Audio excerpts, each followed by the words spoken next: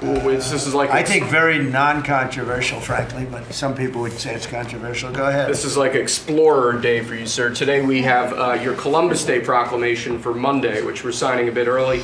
Christopher Columbus obviously discovered the New World in 1492. He was a great Italian explorer.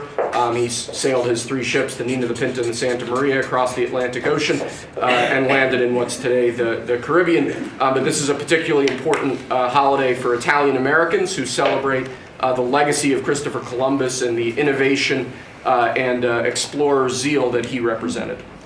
In other words, we're calling it Columbus Day. Yes.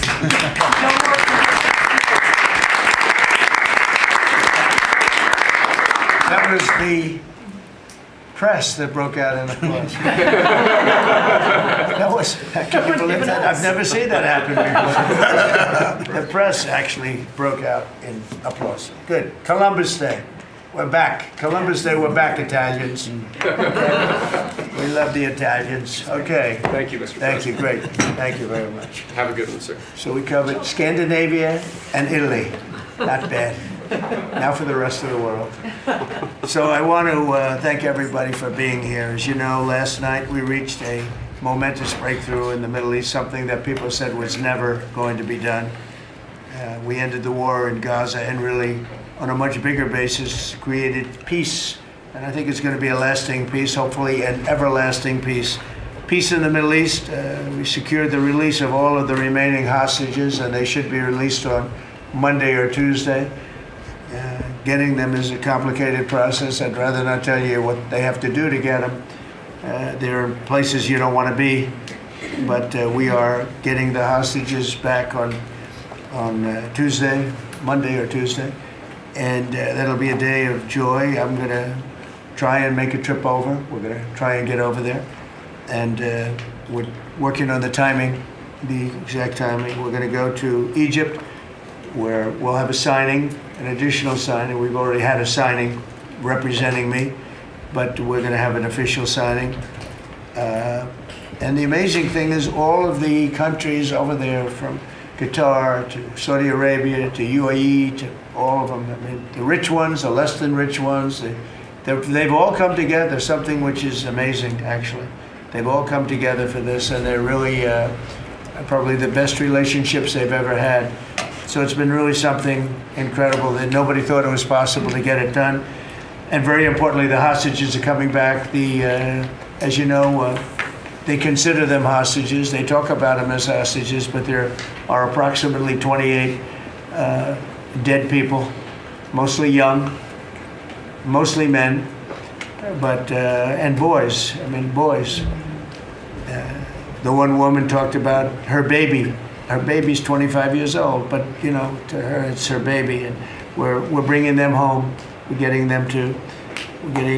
everything, and to those parents, the dead young man is just as important as though this person were alive. It's amazing. I've never seen anything quite like it. I've been very much involved. I've never seen anything quite like it. But it's really peace in the Middle East. And you remember October 7th was terrible, but also from the Hamas standpoint, they probably lost 70,000 people. That's big retribution. That's big retribution. But at some point, that whole thing has to stop, and we're going to see to it. Gaza is going to be slowly redone. You have tremendous wealth in that part of the world by certain countries, and just a small part of that, what they make will do wonders for Gaza. And I think you're going to see some tremendous countries stepping up and putting up a lot of money and taking care of things. But there's tremendous spirit like I haven't seen. And even the news, I won't call it fake news for this purpose, because they really were very fair today, I must tell you, in all cases. But they covered it very well. They covered it very fairly. Everybody loves it. Everybody. People that were never giving us a fair shake, frankly, they can't even believe it. They're so they're amazed by it. A lot of people are. But it was just everything came together. I think the attack was very important on Iran, because let's say that didn't happen, they'd probably by now have a nuclear weapon, numerous nuclear weapons, and therefore, even if we signed a deal, there'd be a big dark cloud over it, and it wouldn't be the same thing. So Iran's different, but Iran wants to work on peace now. They've informed us, and they've acknowledged that they are totally in favor of this deal. They think it's a great thing. So we appreciate that, and we'll work with Iran. As you know, we have major sanctions on Iran and lots of other things. We would like to see them be able to rebuild their country too, but they can't have a nuclear weapon. So I want to express my tremendous gratitude to the leaders of Qatar, Egypt, and Turkey for helping us reach this incredible day and for being there. They were there with us all the way. And of course, as you know, Saudi Arabia and Jordan and so many. I will tell you, President Erdogan was personally involved in dealing with Hamas and some of the others. He's been great. They've all been really amazing. Indonesia's been amazing. Indonesia's been fantastic. The whole world has come together for this. People that didn't get along, people that didn't like each other, neighboring countries that frankly didn't like each other, but now it's just this moment in time. So we look forward to welcoming the hostages, like you can't believe, home to their families, and that'll take place early next week. We hope Monday or Tuesday. And all Americans should be proud of the role that our country has played in bringing this terrible conflict to an end. And I want to thank, some of the people, JD, you were fantastic, and Pete, you were great. Marco was fantastic. Some of you were very much involved. I'm looking around. So indirectly, I think almost everybody in this room was involved. Susie, I want to thank you very much. You were incredible. You've done an incredible job. So, and yes, John, what you've done was invaluable. CIA, John Ratcliffe, and he's done an incredible job. So I want to thank you all, and if I'm missing anybody, I apologize, but you've been amazing. And then you have Steve Witkoff, who worked so hard. And you remember we settled 7, this is number 8, we settled 7 wars, or major conflicts, but wars. And this is number 8. And the one that I thought would be maybe the quickest of all would be Russia-Ukraine, and I think that's going to happen too. But in the meantime, they're losing about 7,000 people a week, and that seems pretty bad. They're losing mostly soldiers, young soldiers. They go out to war, and they're getting killed. And while it doesn't affect us in a lot of ways, we've got a big ocean in between, you don't want to see that happen. It was a big mistake. That war should have never happened. It would have never happened if I were president. So we're here this morning for a cabinet meeting as my administration continues to deliver for the American people, despite the radical left lunatics that shut down our government. You have Democrats that they've lost their way. They have no leadership. We don't even know who to deal with over there. At least they know who to deal with. We have no idea who we're dealing with over there. It's like they have no idea what they're doing. Republicans have voted repeatedly to pass a clean, nonpartisan bill to reopen government at the same funding levels. We're not going to do anything only good for health care. We're really, I think, become the party of good health care. And they keep using health care as a cudgel. They want to try and get everyone thinking about health care. We're the ones that are saving health care. In fact, one of the things we're doing is we're going to be reducing the cost of medicines by 100%, 200, 300, 500%, and even more than that, because as you know, we're in the process of favored nations right now. We've exercised a clause because we were subsidizing the entire world. The entire world pays a fraction of what the United States has been paying. And we've already, numerous Pfizer and other companies have already signed, and other countries are a bigger problem because they've been getting a subsidized rate. We've been paying for years. This has gone on for 30 years. We've been reducing the rate of drugs for other countries because we've been paying much more than we're supposed to. And they used all sorts of ideas like research and development. I said, what about Germany? What about these other countries? Aren't they paying? No, we have to pay research and development. It was all nonsense, and I couldn't listen to it anymore. So it's a very radical, big, tough shift. Very tough. We got a lot of things going up there. But, you know, and you probably heard me say this in my first term, I think it was my third year, we reduced drugs from the beginning of the year to the end of the year. And I was so proud of it. I actually had a news conference to announce it, and it was 1/8 of 1%. Think of that, which is barely a reduction. But it's the first time in 28 years that there was a reduction in drug prices for the year. So from the beginning to the end, it was 1/8 of 1%. And I was so proud of myself. I did something that nobody else could do. But when I started to think about it, I said, doesn't make sense. And then I'm starting to look at numbers where a pill or a treatment or some pharmaceutical product is selling in Europe for 10% of what we pay for in New York City or in any one of our places and cities, states. And then I see people leaving for other countries to go buy their pharmaceuticals, where they make journeys to various other countries, including Europe, where they got the best bargains of all. And I put an end to it. It's over. And now we're, you know, in major, I guess, disputes, but we're winning the disputes by a lot. With the countries, a couple of countries said, we won't do this. I said, well, it's unfair that we're paying 10%, and, you know, you're paying just a fraction of what we're paying for the same product made in the same plant. And they said, well, we're not going to do it. I said, that's okay. You don't have to do it. But I'm going to put a tariff of 9% or 7% or whatever the amount of money is. And I'm going to put a tariff on your country for the amount of money that you're taking advantage of us for. No, you can't. I said, yeah, I can do that. I'm going to do that. And they would immediately agree. And it'd make the tariff substantially more than the number we're talking about. And they would immediately agree. So we have the consent, I think, Bobby, of every country, essentially.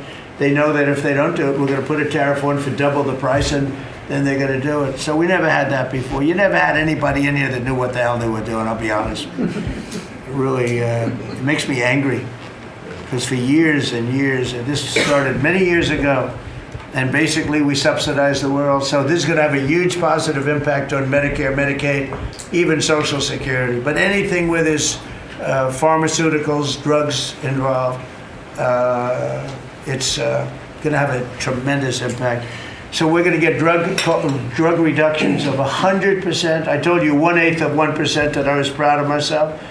Now you're going to get 100%, 150%, 200, 300, 400, 500%. You're going to get the biggest drug reductions that you've ever seen. And they're already, I guess they're starting to kick in, but we've made deals with numerous companies and we're going for the full bore. We want whatever the price is. So that would mean that the world price, because the world is bigger than the United States, a lot more people, but the world price will go up a little bit and our price will come down a lot. So if a pill sells for $10 in London and $100 here, the pill will go to $20 in London and $20 for us. It's pretty simple. And that is a number that nobody can even fathom. It's a little like tariffs. Nobody knew how big they were. Nobody knew until they started seeing the trillions of dollars that have come in. I don't know why they didn't understand it. It's something they should have understood. We were taken advantage of for years with tariffs, and now I don't want to say we're taking advantage, but we've become a very strong country because of the money that's coming in. Republicans have voted repeatedly to pass a clean, nonpartisan bill to reopen our government, and remember, at the same funding levels both parties have supported in the past. So the radical Democrats have chosen to put the economy of our country. We have the best economy we've ever had. We had the best economy in my first term, but we have an economy that's blowing it away, and we have the Democrats that are trying to obstruct. They don't want to have a good economy. I don't think they want to have a good country. That's why they try and stop our law enforcement from doing what we did in Washington, D.C. Washington, D.C., we have a great, safe, beautiful capital right now. Beautiful. It's so safe. You can walk down the street. Numerous people standing before me were mugged. And, You're not going to get mugged anymore. We have a safe capital, one of the safest. We took it from one of the most unsafe places to one of the most safe places in the country. And we also beautified it, and we're in the process of doing even more so. So we're very proud of our capital. Again, we were embarrassed by our capital. A lot of people being killed. They'd come from Iowa, Indiana, Florida. They'd come up, and they end up getting shot. They're not getting shot. We moved out 1,700 people approximately, right? Approximately 1,700 hardened criminals, career criminals. They moved them out. So Chuck Schumer and Hakeem Jeffries and the congressional Democrats are holding the entire federal government hostage. I will tell you, a lot of Democrats want to get this thing open too. They do. They're calling us, and they just want to get it open. And all we're doing is saying, just play the same thing until we get it straight. And they don't know how to go about it. I mean, and the problem is we really don't know who the hell is leading the Democrats. You have this AOC, I don't know her at all, but I watched her the other day. She said, well, if they want, they could come to my office. That's not leadership, you know. The only one that challenged her actually was Nancy Pelosi, and Nancy's not looking too good. I don't know what happened to Nancy, but she's not looking great. But she was the only one, I give her credit, she was the only one that challenged her. But AOC said that they can come to her office and negotiate, the Republicans. And we're saying, oh, I didn't know she was in leadership. But she's taking Hakeem Jeffries' place, and Schumer's afraid that she's going to run against him. And right now, I don't know, he can change, life is crazy, right? But right now he can't beat, I don't think he can beat anybody. So he'll lose in a primary. I would say he'll retire before he loses in a primary. So I think Schumer's going to retire because he can't beat anybody. His polls are so bad. Meanwhile, the Democrat shutdown is causing pain and suffering for hardworking Americans, including our military, our air traffic controllers, and impoverished mothers, people with young children, people that have to live not the greatest of lives. But we're doing so many tax cuts. We've cut their taxes. The great big beautiful bill, we've cut their taxes at levels that nobody's ever seen. I mean, no tax on tips, no tax on Social Security, no tax on overtime. It's been a great thing for a lot of people. They're doing great. Despite all of the damage that it's caused, the shutdown has been, pretty damaging. I mean, it's not yet because it's early, but it gets a little bit worse as it goes along. And we'll be making cuts that will be permanent. And we're only going to cut Democrat programs. I hate to tell you. I guess that makes sense. But we're only cutting Democrat programs. But we're going to start that, and we have Russell. We can talk to you about it if he wants to, but we'll be cutting some very popular Democrat programs that aren't popular with Republicans, frankly, because that's the way it works. They wanted to do this, so we'll give them a little taste of their own medicine. But Chuck Schumer proclaimed this morning that every day gets better for them. No, every day it's actually getting worse for them. And they're having a rebellion in the Democrat Party because they want to stop. And if you saw all of Schumer's, I watched last night like 10 different times over the years, he said, you can't shut down government, you can't shut down. And now he's the one that shut it down.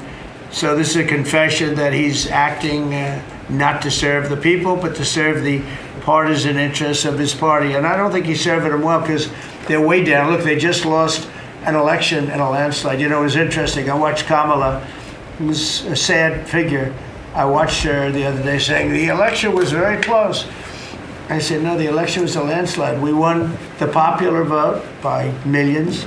We won the Electoral College by, I think, 312 or 315 to 220 something. But there's another one that we won that's why when you see the maps are completely red. It's counties. The counties, we won at 2,505 to 525. So 2,500 to 525. That's called one of the greatest, biggest landslides in history. And that's one that people are using now as a primary. But literally, when you see it colored in, the entire country is red representing Republicans. So, they go around, they just lie. And everything's a big lie with them. Well, the other side, and the other thing I don't understand is, Kristi, I looked at crime numbers in Chicago, they're through the roof. And I have a governor who stands up every day and tells us how wonderful Chicago is. Just a lie. It's like a con job. It's like Gavin Newsom. He says how well he's doing in California, and they're doing terribly. Population's getting smaller, people are leaving, and other people are coming in, and I wouldn't say it's an even trade. While the other side is focused on playing games, the Trump administration's focused on creating jobs, bringing down prices, and we've really brought them down a lot. That's the other thing. We're bringing down prices a lot. We're bringing down grocery prices, but the big thing is energy. When you bring down energy, everything comes down, and the energy prices are way down. I see we're down to about $61 now a barrel, and what gasoline's going to be, I think gasoline's going to be below $2 at some point in the pretty near future. It's very low, much lower than it was under Sleepy Joe.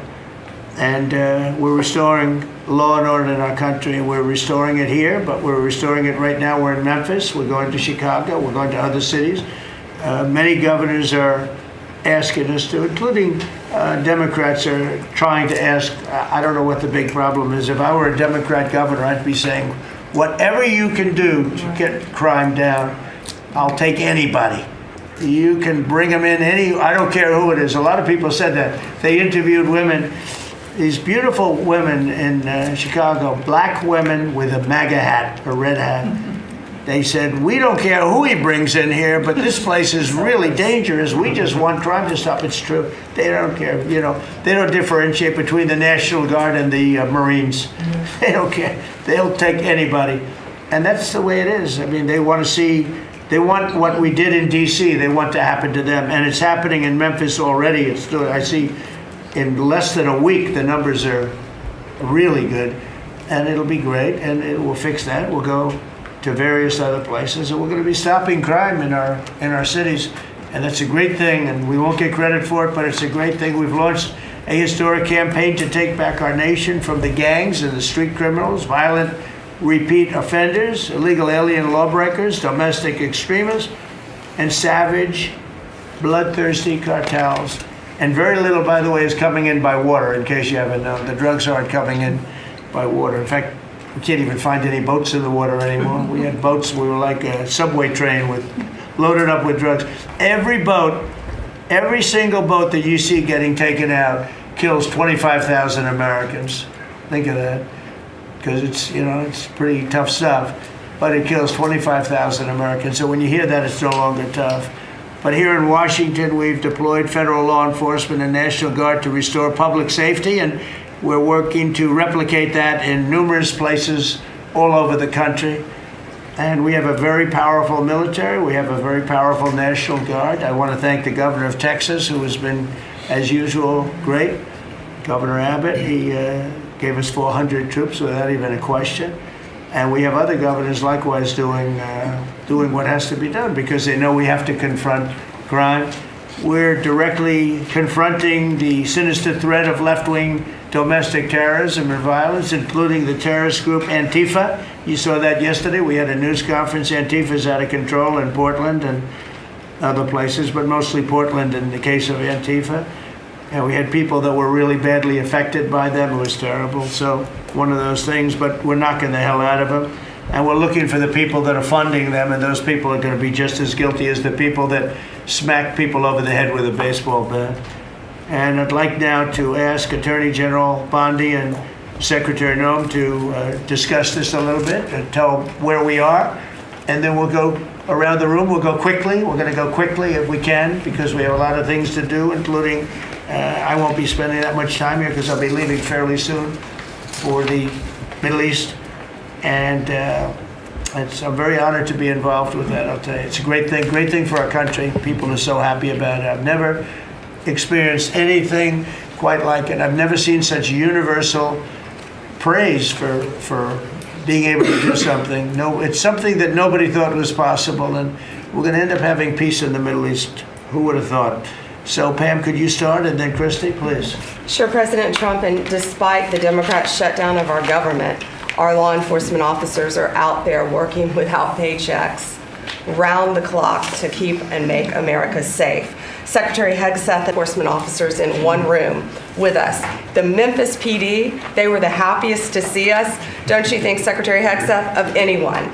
We had ATF, DEA, FBI, U.S. Marshals. I'm not sure if our park police were there. We had Treasury, Secretary Bessent, and of course we had Secretary Noem's Homeland Security, all working together with the Guard. They were so happy to have us there. We've been making arrests left and right. So far, we made 562 arrests and seized 144 illegal guns, just in the short time we've been in Memphis. And many of these people are career criminals. And when you take them out of a place, your crime rate just goes down. These people commit crimes every single day. They're sick. And we're taking them out. In some cases, we're bringing them back to their countries where Biden allowed, with the stupid open borders that we had in our country, to come in. But they're being brought back to other places, or they're being put in jail, but they're career criminals. President Trump, last night alone, we made 91 arrests, 19 firearms off the streets, and one was a warrant for a homicide, and 4 sex offenders who had active warrants. One was a sex offender on a child. Everything we did in Memphis was worth it, in my opinion, for that one arrest. Think about that. We got a child rapist off the streets, but yet we've made 562 arrests and still going strong in Memphis. Just what we did in D.C. But it's because it's all of us. It's a team working for you to make America safe, all together, round the clock. Thank you very much. Thank you, Pam. Thank You're you, doing a great President job. Trump. And it's amazing that we're not getting cooperation from Democrats. It's like, it's a new issue. You know, we have all the old issues of the wall and the border and all of the things, men playing in women's sports they still want that, transgender for everybody. All these issues are so crazy, but we have a new one. It's called crime. We stop crime and they allow crime. They want crime. It doesn't make sense. I think it's as ridiculous as the other things that we talk about all the time. But I've added it onto our list, a 5-letter word called crime. We stop it, and they actually incite it. It's crazy. You would think they'd want them. You'd think they'd want Kristi and Pam and all of the people. If we needed the military, people will be there. We've got a massive military. We have the best numbers we've ever had for recruitment. We have a lot of people now. We have people that can't get into them. In a great economy, they want to be soldiers again. A year ago, they didn't want to even think about it. Same thing as with police and firemen, everything. They want to join. They're proud of our country again. Kristi, go ahead, please. Well, sir, thank you for your leadership and for deploying all of government to help us keep our country safe. You have talked extensively about how threatened our ICE officers are, but all of our law enforcement out there.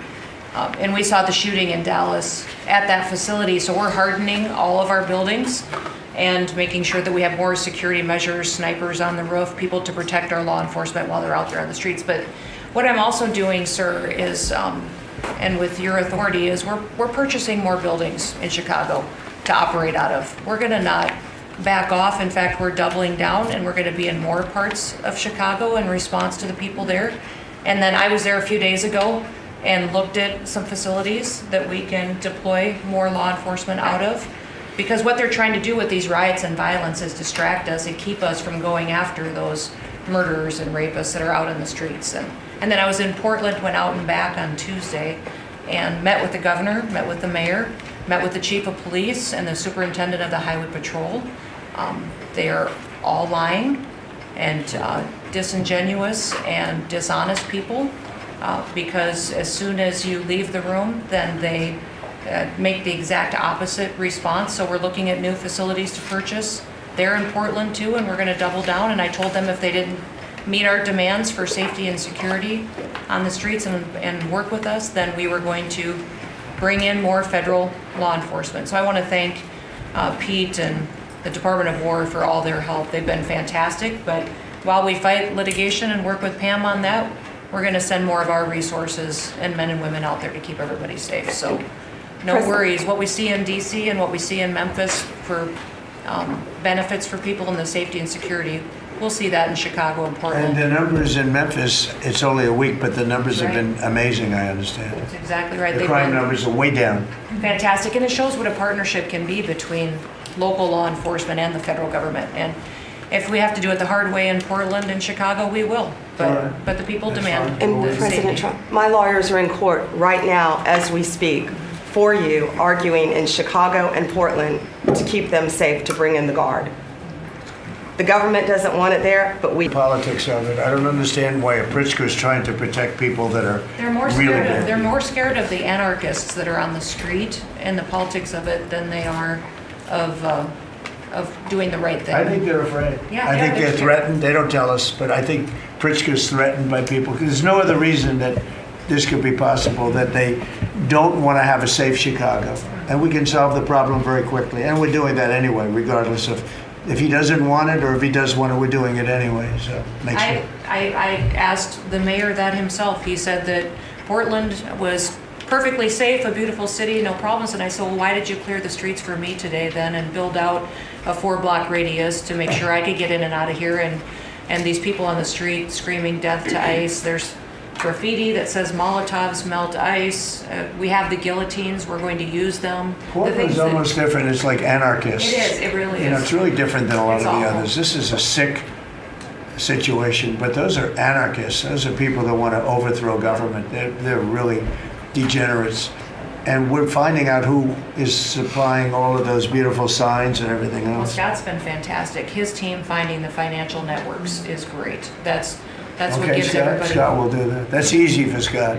We got a great team, sir. That's good. How about we go to Marco? You can talk a little bit about what's going on, and Well, go ahead. yeah, Mr. President. I don't know if one day perhaps the entire story will be told about the events of yesterday, but suffice it to say, it's not an exaggeration that none of it would have been possible without the President of the United States being involved.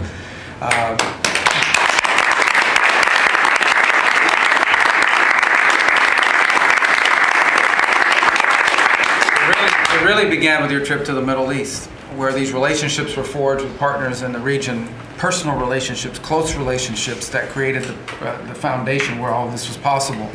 Where I think this really took a turn. Remember, a month ago, no one thought this was possible.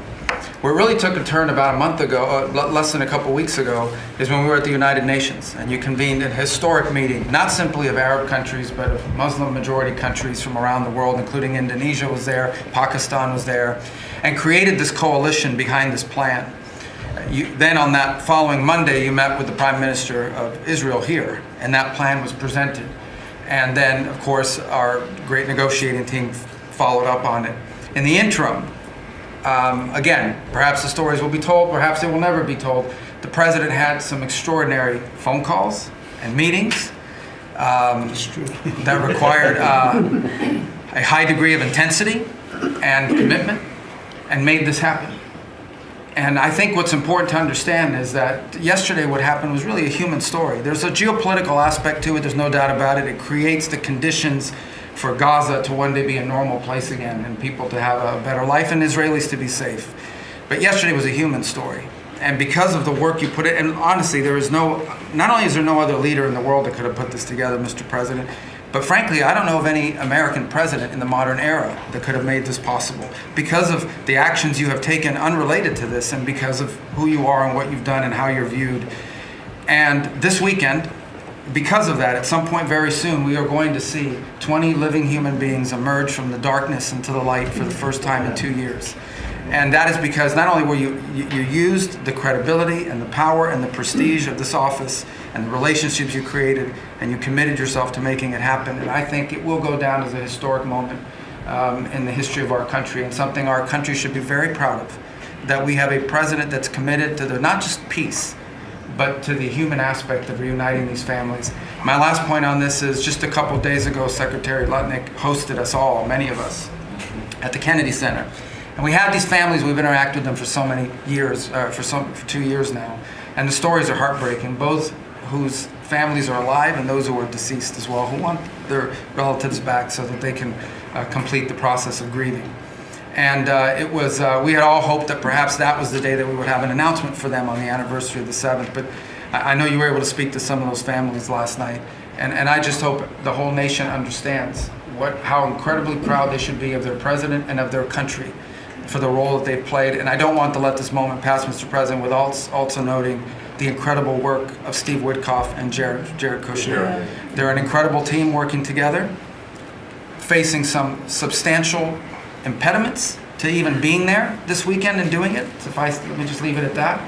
And they've done a great job on your behalf, Mr. President. They deserve a tremendous amount of credit. But thank you for what you've done for the world. For the world. Thank you very much, Rose. I appreciate it. I think because we have a very busy day with all that's going on, what we'll do is maybe just a few of you raise your hand if you'd like to say something that don't talk too long, Doug. He's doing such a great job. So good that he could talk all day. That's the problem, right? But go ahead. And what we'll do is just take a few hands, and then we'll go back to getting peace done. Okay? We'll go a little bit quicker. We'll take a few questions from the press. Go ahead, please. President Trump, I just want to double down on what Marco was sharing. It's such a remarkable accomplishment. Agree that no other president could have done this, but what set the groundwork for you able to do that when you took office on January 20th, you made a 180-degree turn in our military strength with Pete's leadership. You were the master class in peace through strength. So militarily, we've completely turned around. We've demonstrated that through execution against Iran and others, that we have force. We want to end wars, but we'll use power if we have to. And then secondarily, peace through strength is also the prosperity, having the strongest economy and being willing to wield the power of a tariff in addition to the military power to reorder the globe. Those two things that you're standing on, both economic power and military power, allowed these negotiations to go forward. And I think as you've described the importance of these economic negotiations and all the trade deals, but that also begins with another 180-degree turn, and that was the 180-degree turn on energy. You have used energy diplomacy to bring prosperity to the American people, and you've used it to bring peace abroad. The combination of those three things have been remarkable, and now we're seeing the remarkable result. And we got one more that I know you want to end with Russia and Ukraine. Energy is going to play a key role in that. And now with this historic agreement, we're in a position working with the Middle East to also end the Russian-Ukraine conflict. So again, congratulations. Thank you very much, Doug. I appreciate it. Maybe I'll go to you for a second. You can just cap out what he said about the military, how well we're doing and how big it is and how strong it is. Mr. President, you're exactly right. At the War Department, you don't get peace without strength. And our job is to be the strength part of the equation and deliver that when necessary, as you demonstrated with your order of Midnight Hammer, and the entire world saw. And I just want to echo what Marco said. It is a personal honor to be able to witness the way you lead and negotiate. I wish people had a full understanding of what that looks like, that historic nature. A lot of us vets, the Vice President, Tulsi, Lee, Doug, probably after decades of war and the chaos that was unleashed through reckless and foolish American policies, never thought this kind of peace would be possible. Yet, with your strength, with your ability to wield trade negotiations, personal relationships, to open up that opportunity is truly historic on the world stage. And it creates a whole number of other cascading effects. And watching Marco and the Vice President and Steve and Jared, the CIA director, everybody come together to make it happen. You've formed a phenomenal team, Mr. President. And at the War Department, our job is to make sure if and when there's question about American commitment, the whole world knows we've got the biggest, strongest, most lethal, and most ready War Department in the world, which is true, which is why we saw record recruitment in 2025, Mr. President. The first 2 weeks of 2026 already blows that out. FY 2026 already blows it out of the water. In fact, re-enlistment has already met its year-long goal in the Marine Corps in 2026. 2 weeks. Okay. You can't. There's no other way to create that kind of love and enthusiasm than with your leadership, sir. And it is an honor to work with Pam and with Kristi and the cities across the country to make sure American citizens and law enforcement are protected with our National Guard. That's a core mission. And last thing, Mr. President, on the southwest border, the first group that rotated in to lock down that border to 0 crossings is now rotating out. And with a new border medal, the Southwest Border Medal, or it's actually called the Mexican Border Medal, revived from 1918, that will be pinning on their chest. So thank you for renaming the department, and we're trying to live up to it every day. Thank you, sir. I mean, think of this. We have record numbers of recruitment. 1 year ago, there were stories, front page stories, that we couldn't get anybody to join the Army, Navy, Air Force, Marines, Coast Guard. My beautiful, I call it our beautiful Space Force. I love our Space Force. It's turned out to be very important. But we couldn't get anybody to join. Nobody wanted to join, including our police and fire. They didn't want to join anything. Recruitment was embarrassed, so we couldn't get anybody. And now we're brimming. Now it's, and they're getting in based on merit now. A soldier's a soldier. They come in now based on merit, not based on woke stuff that anybody can qualify. You have to qualify for jobs. You have to qualify for certain types of jobs. And it's amazing. So we were embarrassed a year ago. Think of it, a little bit more than a year ago. I think it stopped on November 5th. I think it really started, this all started on November 5th, the election day. But now everybody wants to be, and we have an overabundance, and maybe we should raise it a little bit. I don't know. I like that idea, sir. But we could raise it. But we have so many people want to join, and they're proud of our country again. JD, could I ask you to say a few words? Yes, sir. So just a couple of things. Mr. President, first of all, congratulations on yesterday. It was a big day. To Marco, to Susie, to the entire team. But in particular, viewing it from this perspective where for months the fake news media attacked you, attacked the entire team, attacked your approach. You know, the definition of insanity is to do the same thing again and again, expecting a different result. The reason we're here is because the president actually charted a different course with a different team. He vested a lot of authority in Steve Witkoff in particular, and that's why we're here. It's because you did something different, and I think it's important to recognize that. I also think the president, you know, Marco mentioned the president's personal touch being a big part of this. You know, the one thing I would say is obviously the president of the United States, a New York real estate billionaire, one of the most famous New Yorkers in the world, has a lot of interaction with a lot of people who are very pro-Israel. I think that was an important set of experiences and life experiences that he brought to the table. He also, of course, knew one of the most famous Palestinians in the world, Chuck Schumer, and I think without that background of knowledge, it would have been impossible to get us to this point. Second thing I would say, just on Chuck Schumer, the president mentioned this, that Chuck Schumer said this has been very good for us this morning about the shutdown. One of the things that we talked about before all the media came in and that all of us are going to work on for the rest of the day, we've been working on for days, is how to make the shutdown as painless as possible on the American people. So while Chuck Schumer brags about this being good, and I think the president is right, it's not good for him politically as much as he might think that it is, it's causing real consequences for the American people. There's a low-income food program, the WIC program, that my mom actually used when I was a baby. That program is about to be underfunded and it's about to get cut off because Chuck Schumer won't open the government. We have troops. The Secretary of War mentioned how well we're doing on recruitment. We're trying to figure out how to pay our troops because Chuck Schumer is shutting down the U.S. government. There are veterans benefits that are going to suffer. There are Americans that are going to suffer because Chuck Schumer refuses to do his job. So while we're all celebrating this incredible success that we've had on the world stage, the country could be doing so much better if Chuck Schumer did his job and opened the government. Every single Republican, except for Rand Paul, has voted to open the government. A few moderate Democrats, to their credit, have voted with us to open the government. We just need 5 more Democrats to come to their senses and let the people's government serve the American people. I hope that they'll do that. Thank you. Thank you, sir. Chris, please. Yeah, to follow up on that point, Mr. President, the Democrat or Schumer shutdown did not begin 8 or 9 days ago. It began 8 or 9 months ago with your inauguration. For the first time in American history, every Senate confirmed appointee who are our deputies to run our department, every one of them has been filibustered. One of the critical parts of my department is the National Nuclear Security Administration. It maintains, manufactures our nuclear weapons and our engines for nuclear submarines and nuclear aircraft carriers. We are a key supplier to Secretary of War Pete Hegseth.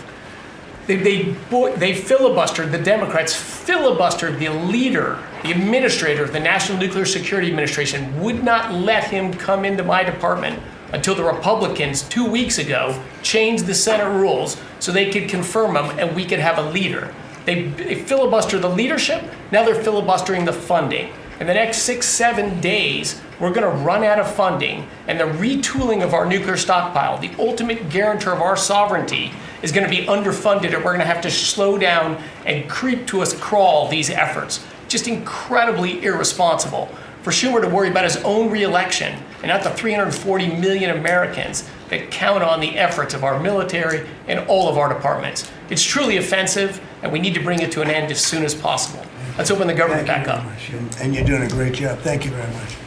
Bobby, did you want to say something? You got a lot of things happening. A lot of things. A lot of very positive things, actually. Mr. President, I'm glad you're getting bipartisan accolades on the Mideast peace agreement. You should also get bipartisan accolades on the MFN agreement. It is an historic agreement that's going to benefit every hardworking American. It's going to lower the price of drugs for every American. By the time this administration is over, we will have 95% of the drugs in this country will be the lowest price in the world.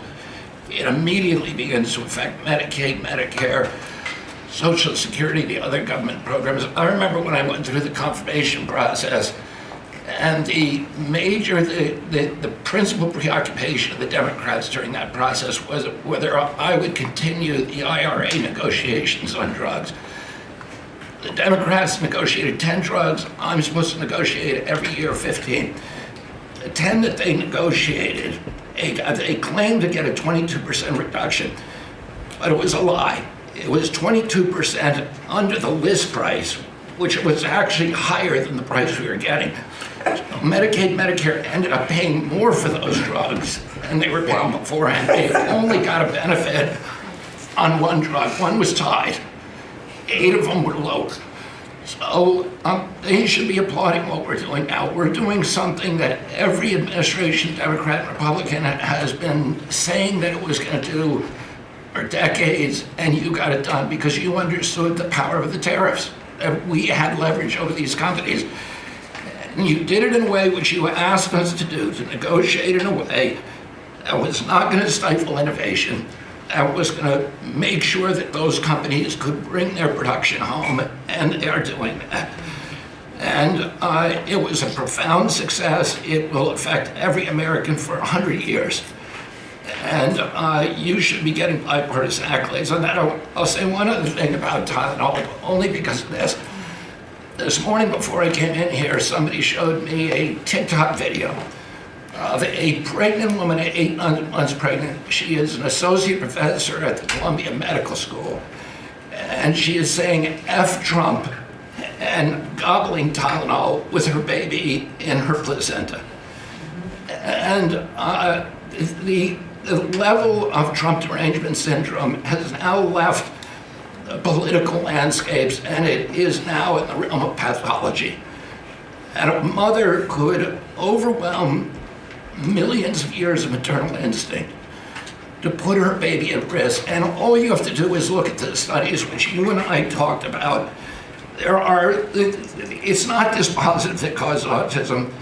It is so suggestive that anybody who takes this stuff during pregnancy, unless they have to, is irresponsible. There are 15 rodent studies. Every one of them shows if you give it to the mother, the babies, and particularly the male babies, have profound neurological and behavioral changes. There is a study from Johns Hopkins on cord blood where they divided women into 3 categories: those who had the least acetaminophen in their cord blood, and those who had the most. The ones with the most had 3.6 times the rate of autism in their children.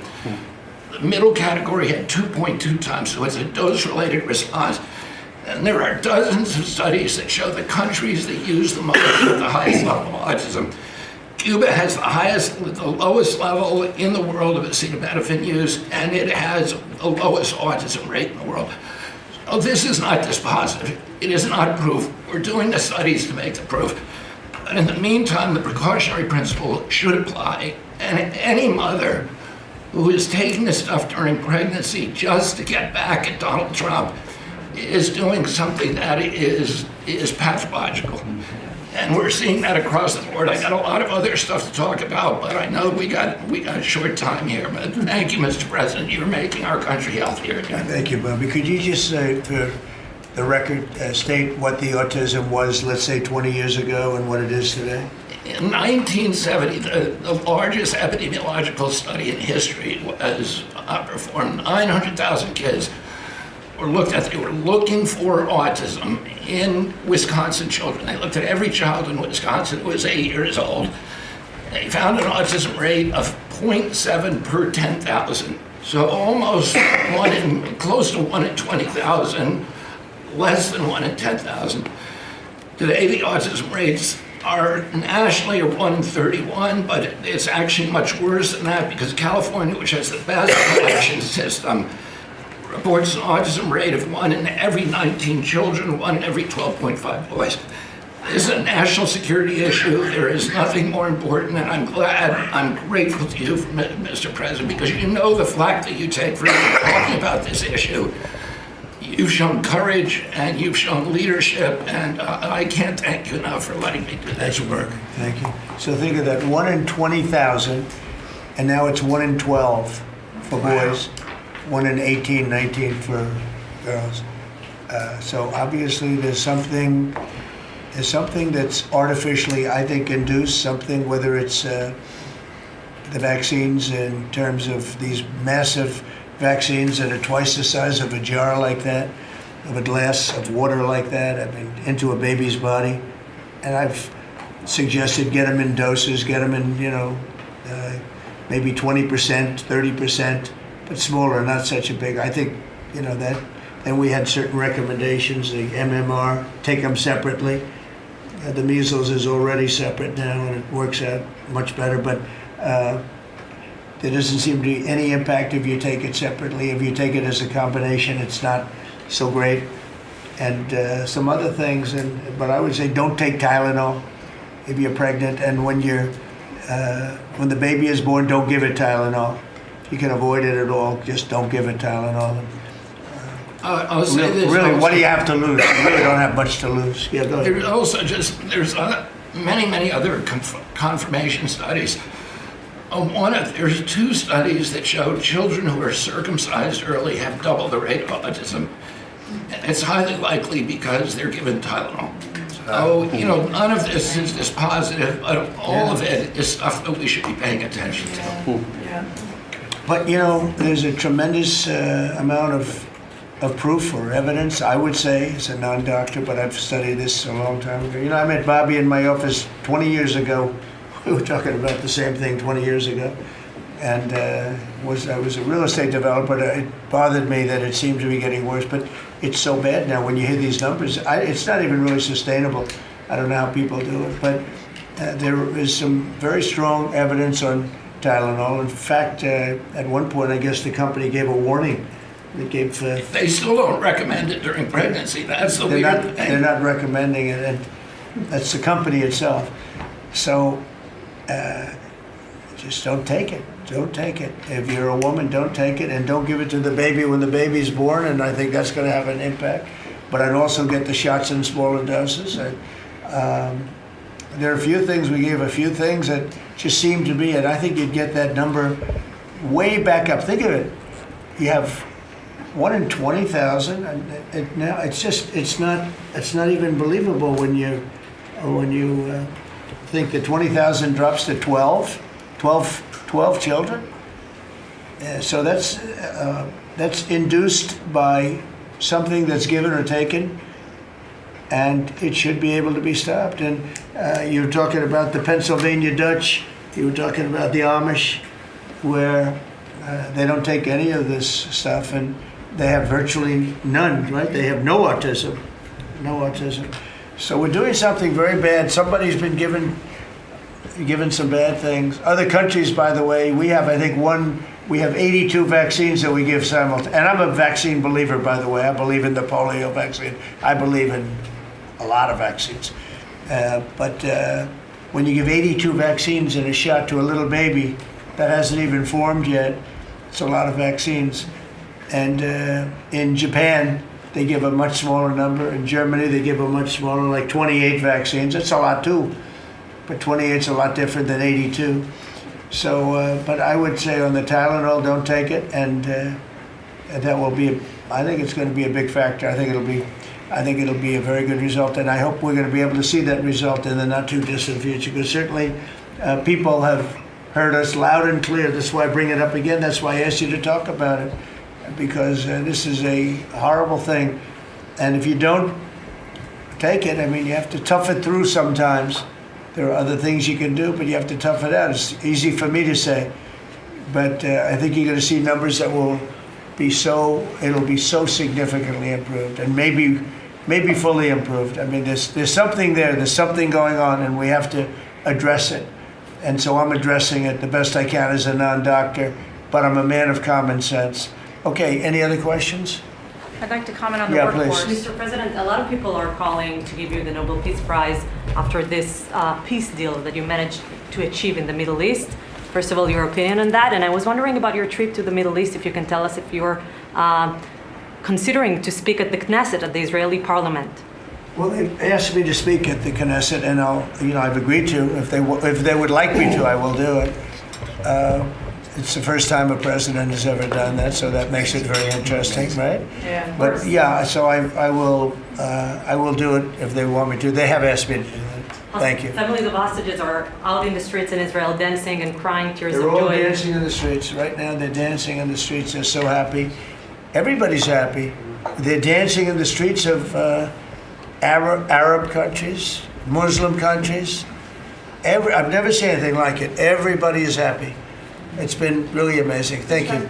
President Trump, on the international peacekeeping force that's going to deploy to Gaza soon, do you expect that Pakistan, Turkey, other countries to contribute forces? Has that become firmed up? And also on the shutdown, it seems like in the House there's a majority support for a temporary extension of the Obamacare subsidies, perhaps minus the funds for illegal immigrants. Is that how you see the deal to end the shutdown happening? Well, I see the deal just getting extended as we continue to talk, but we're willing to pay because we're paying. It's very simple. We're paying. And the Democrats are the ones that caused this problem. And it's a big problem for them. And they have a lot of break in their ranks. But so I see that, I think that'll get worked out. But we want to get back before we do this. We don't want to have a gun held to our head. We don't like that. And the public doesn't like it either. So we want to get back. And I think it's going to work out. I think it's going to work out very well. It's something that shouldn't have happened. This was supposed to take place before the election. This was supposed to take place on September 28th before the election. We shouldn't even be talking about this right now. This is actually something that shouldn't have even happened. Yeah, please. Mr. President, looking ahead, what guarantees Hamas disarms and that Israel doesn't resume bombing once the hostages Well, are the first released? thing we're doing is getting our hostages back, okay? And that's what people wanted more than anything else. They wanted these hostages back that have lived in hell like nobody has ever even dreamt possible. And after that, we'll see. But they've agreed to things, and I think it's going to move along pretty well. But what is phase two? When does it I'm not begin? going to talk about that because you sort of know what phase two is, but there will be disarming, there will be pullbacks, there will be a lot of things that are happening. I gave you a whole list of 22 different things that will take place. And I think it'll take place, and I think you're going to end up with peace in the Middle East. But we have to get our hostages back. And we weren't going to do it at the end. We're going to do it at the beginning. We said we want them at the beginning. We're not doing it. We got the hostages back. We did, as a group with Steve and Jared and Marco and me and all of us. We got the hostages back. We got many of them back. Many, unfortunately, were dead. But we got many back that are now living with their families, with their parents in many cases, and with their husbands, families, wives. Many of them, they celebrate all over. They're the ones that are celebrating the loudest. They're all over. There are a lot of them that we got out. But the last 20, and I always said the last ones are going to be the most difficult. But it's been a very big deal getting the hostages out. But the rest is going to take place too. And can you promise Palestinians they will be able to stay? Well, they know exactly what we're doing. We're going to create something where people can live. You can't live right now in Gaza. The place it's a horrible situation. Nobody's ever seen anything like it. So yeah, we're going to create better conditions for people. Yeah, please. Mr. President, what kind of security guarantees is the United States going to make for Gaza? Well, we're going to work with very wealthy countries that love people, frankly. I know them very well. They love people, but they love Arab people, and they love Muslims, and they love, I think right now they love everybody, and they're immensely wealthy, and they're going to be involved in putting up money, and for them it's a small amount of money. For somebody else it's a large amount of money, but these are the wealthiest countries in the world, and they'll be very much involved in making it as good as possible. And what's your take now on a two-state solution, sir? Just to follow up on that. What is your view now on a two-state solution for the... I don't have a view. I'm going to go with what they agree to. Mr. President, given that there are some tough provisions for Israel in this agreement, are you at all concerned that Bibi Netanyahu may not continue in his post? He may be deposed. That Bibi may go a little bit out of whack? That he may no longer be prime minister when this is over. Look, that's politics. It could be. I don't know. I think he's very popular right now. He's much more popular today than he was 5 days ago. I can tell you. Right now, maybe people shouldn't run against him. 5 days ago, it might not have been a bad idea. No, Bibi's become. This has been a very good thing. I don't think he did it for that reason. Okay, but I think just looking as an analyst would look at this, I think Bibi should be very popular right now. Yeah, please. What will happen if Hamas says that it cannot locate or was not able to find all of the deceased hostages' bodies within the time frame? We'll have to see. I think that's going to be, it's largely been answered. We know where most of them are. Actually, the bodies are a bigger problem because some of the bodies are going to be a little bit hard to find. It's a terrible thing to discuss even, but you understand, we're all people, we're grown-ups, we understand life. Nobody can understand this stuff because this could have taken place, but we have the hostages for the most part, and so I don't think it's going to be overly big. The situation with the bodies, they say 20, 28, some are going to be a little bit hard to find, but we're going to do the best we can. Yeah, please. If they don't find them within the time frame. Please. Thank you, sir. Regarding Jared Kushner's role in the negotiations, can you explain a little bit about why he came on at the last minute? And then in regards to the WIC program that the Vice President mentioned, do you know when the funding that you promised through the tariff revenue will actually go through to communities? Because there's reports that WIC providers are actually starting to close down today. Well, okay, let me just answer the Jared. So Jared's a very smart guy. He did the Abraham Accords. As some people say, the Abraham, which I love the way that sounds, but he did the Abraham Accords. It was a great thing. 4 big countries joined. If I were president, if the election would have been a correct election, which it wasn't, you'd have every country in there. Maybe even Iran would have been in there, frankly. But you'd have every country in. Now, by the way, that's going to be filled up rather quickly. People want to join the Abraham Accords. And I put Jared there because he's a very smart person, and he knows the region, knows the people, knows a lot of the players.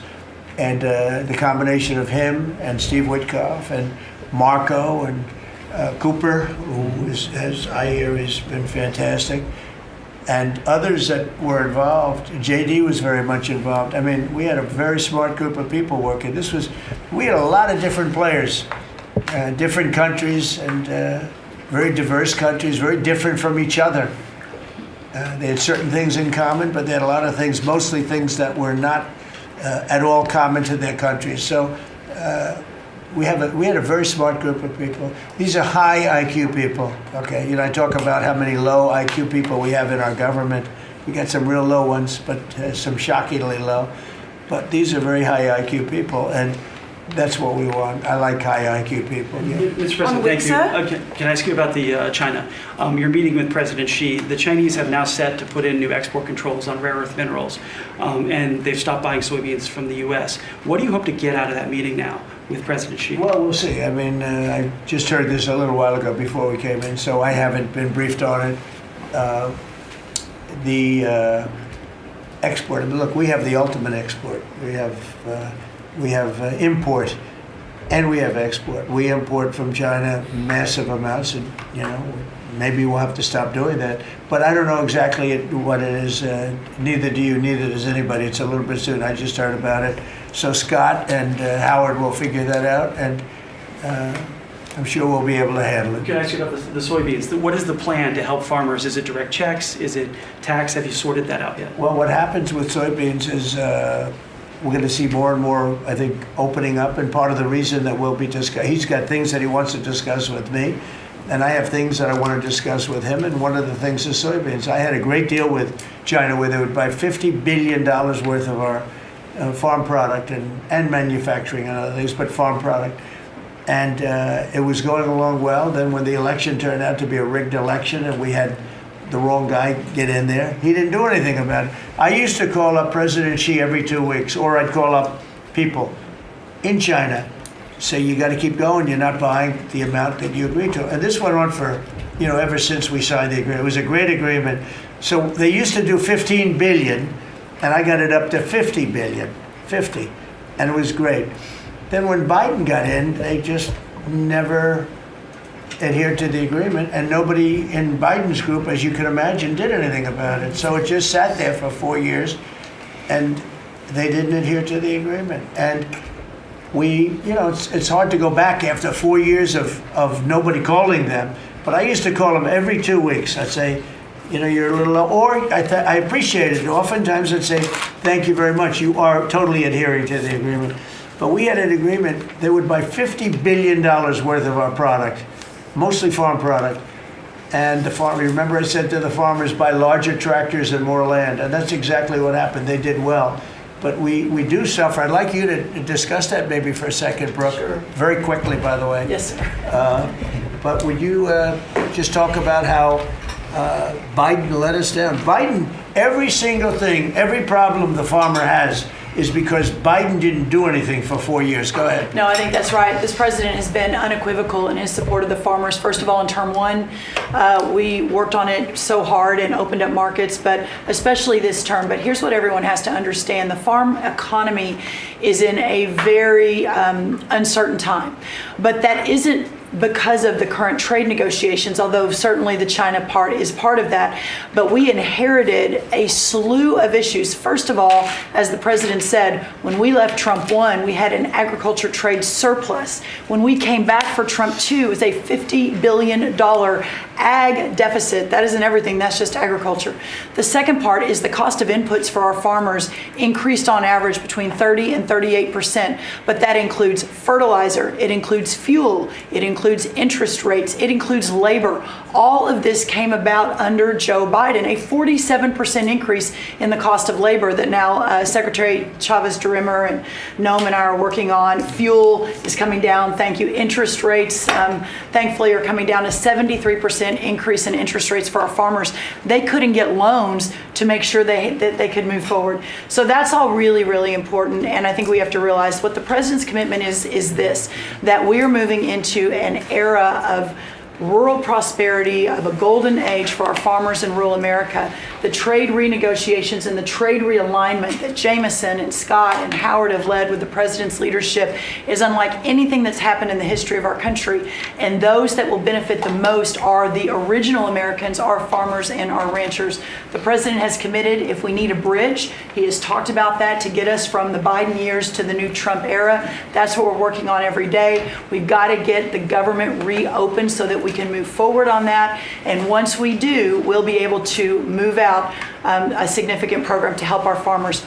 Long term, we have to change this hamster wheel of government. We've got to ensure that the farmers have the market to sell, and it's a national security issue and onshoring a lot of the food as well. Okay, So, sir, thank you. Thank you, everybody. I think that's enough. Thank you, press. Thank you, press. Let's go. Thank you. The country is doing very well. Thank you very much, everybody. Thank you, press. Still open to go. Thank you. Thank you. Let's go, press. Thanks, guys. Let's go. Head out, guys. Thank you. Thank you. Right this way. Grab the cameras. Thanks, guys. Grab the camera. We can come back. Here, you head out. Thank you. Of course. Check them out. Come on. New chandelier.